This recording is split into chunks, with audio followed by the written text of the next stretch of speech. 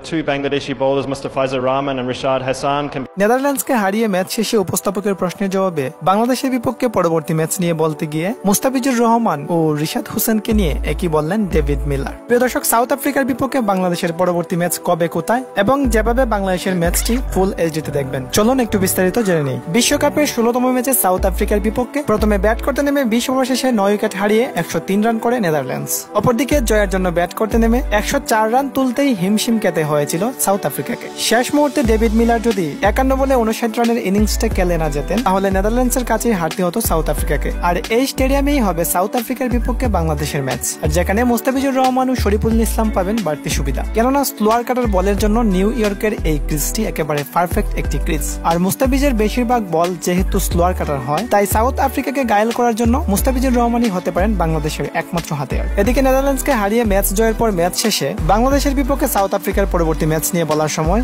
মুস্তাফিজ ও রিশাদকে বিপজ্জনক বলেছেন David Miller. চলুন তার মুখ থেকেই শুনে নেই। We want to beat Bangladesh and become the group champion, but the two Bangladeshi bowlers, Mustafizur Rahman and Rashad Hassan, can be a big danger for us. We have to keep a close eye on these two bowlers.